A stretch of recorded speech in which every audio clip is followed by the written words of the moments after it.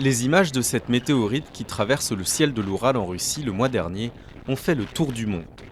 Une scène aussi incroyable que rapide, d'à peine quelques secondes. Pourtant, des dizaines de vidéos amateurs ont fait le tour d'Internet. Elles ont en fait été tournées par des automobilistes, par pur hasard, pendant leur trajet, grâce à ces petites caméras. C'est un moyen de garder l'esprit tranquille, de se protéger contre des gens qui veulent vous mettre en cause dans de faux accidents, ce qui arrive souvent chez nous. Ou dans des cas comme où la police, si la police outrepasse ses droits. Faire valoir ses droits, voilà la vraie raison du succès des caméras embarquées. Alexei en a fait l'expérience. Il y a un an, ce moscovite a eu un accident de scooter. La caméra accrochée autour de son cou a tout filmé. Sur ces images, il traverse le carrefour alors que le feu est vert, mais un automobiliste lui refuse la priorité et le percute de plein fouet par la gauche.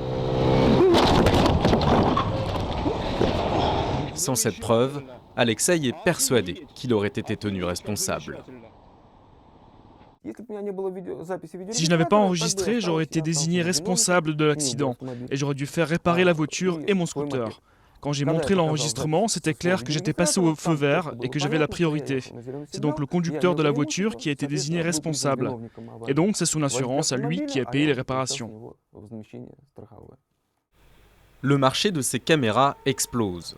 Vendues entre 30 et 200 euros, elles sont apparues en Russie il y a 3 ans. L'an dernier, il s'en est vendu 1,5 million, 5 fois plus qu'en 2011. Pour ce professeur, la raison est simple, les gens ne font pas confiance aux autorités. Les gens ne se sentent pas en sécurité. Ils ont l'impression que s'ils ont un accident, la police ne sera pas capable de déterminer qui est responsable.